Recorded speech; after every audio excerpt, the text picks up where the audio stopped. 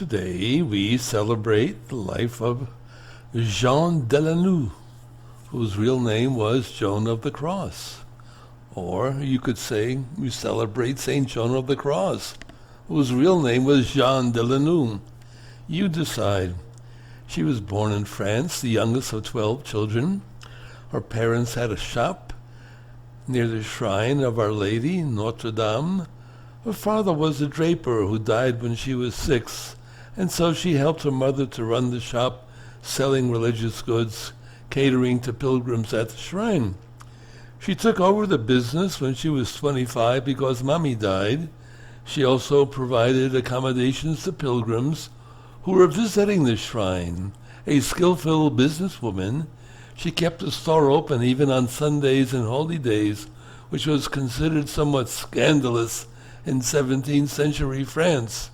Her early life was characterized by self-centeredness, pride, and avarice. On Pentecost of 1693, though, she met Françoise Fouché, a poor widowed pilgrim from Rennes who predicted that Jean would one day spend her life caring for the poor. She greeted this prediction with skepticism, but as time passed, caring for the less fortunate began to take up more of her time. She began by visiting the poor in her neighborhood.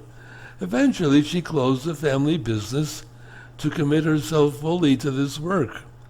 Her house had caves and cellars, similar to those of wine merchants, in which she provided shelter for orphans, the sick, the aged, and the indigent. She gave particular attention to abandoned single mothers and prostitutes. A landslide in 1703 destroyed her home, but she found another. Many of the poor could only find shelter in the caves carved out of the tuff along the Loire. She made them as comfortable as she could. In 1704, she was joined by a few other young women who shared her vision of helping the needy, and thus was founded the Sisters of St. Anne of Providence. Her work was endorsed by the preacher Louis de Montfort. She founded Providence House, which during the famine of 1709 cared for about 100 people. In 1715, she established Saumur, where she lived, first home for the poor. She died of natural causes on August 17th, where she lived her whole life in Fennet. At the time of her death, there were 12 communities of sisters spread throughout France, serving the poor and needy. God bless us. See how it works?